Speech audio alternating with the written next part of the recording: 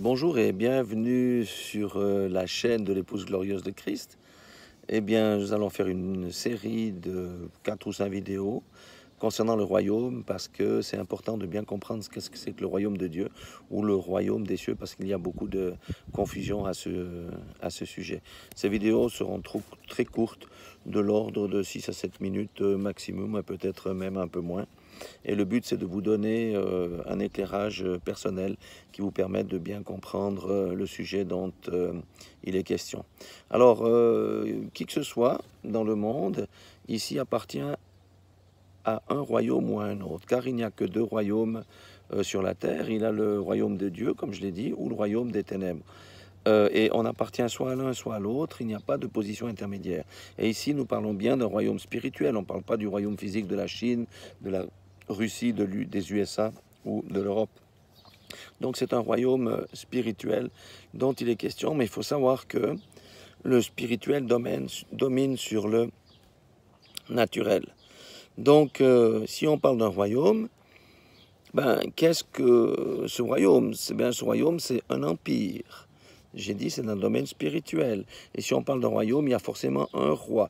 Et dans le royaume de la lumière, dans le royaume des cieux, ou le royaume de Dieu, le roi, c'est Jésus-Christ. Jésus-Christ est véritablement le roi de ce royaume. C'est lui qui gouverne, c'est lui qui règne et qui va régner pour les siècles des siècles dans ce royaume-là.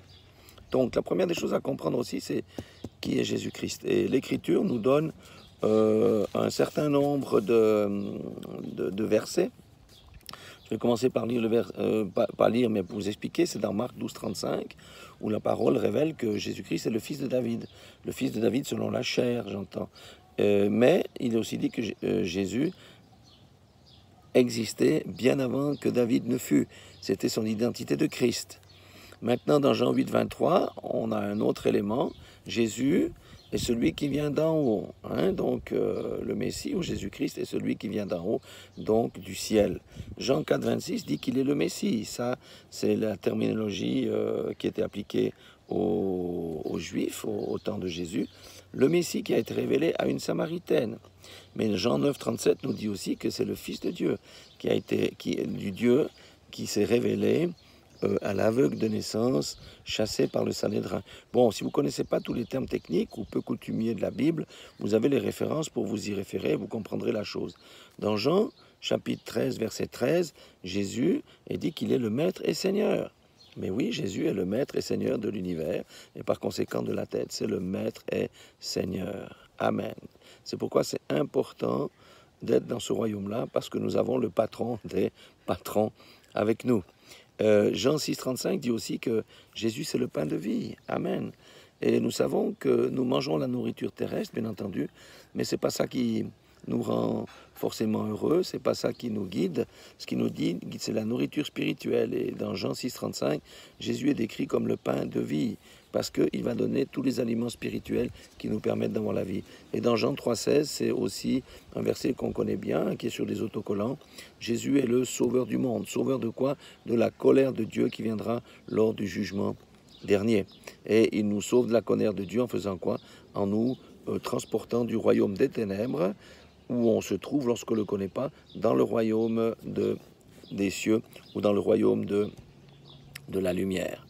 Maintenant, j'ai dit c'est un royaume, et dans un royaume, il y a des choses à comprendre au niveau des principes. La première des choses, c'est que d'abord dans ce royaume, qu'est-ce qu'on y trouve? On y trouve la paix, l'amour, la joie, l'espérance, la miséricorde, la compassion, le pardon, ainsi que différentes ressources et des armes aussi. Parce que qui dit royaume dit qu'un autre royaume l'attaque, parce qu'il y a une guerre entre le royaume des ténèbres et le royaume de la lumière, et dans le royaume des cieux, on trouve toutes ces choses-là. Mais pour bénéficier de toutes ces choses-là, voyez par exemple, je vous donne un exemple. Vous ne pouvez pas acheter 100 grammes de paix, 100 grammes de joie, même dans le plus grand magasin du monde. Et la paix là, c'est seul Jésus-Christ qui donne la véritable paix. Pas la paix des hommes qui est une paix factice. Donc pour avoir accès à ces choses-là, il faut être dans le royaume. Et ce royaume, en fait, c'est Jésus-Christ lui-même, car qui est en Christ bénéficie automatiquement de toutes ces choses-là. Maintenant, il y a, juste pour terminer, deux choses que j'aimerais encore dire.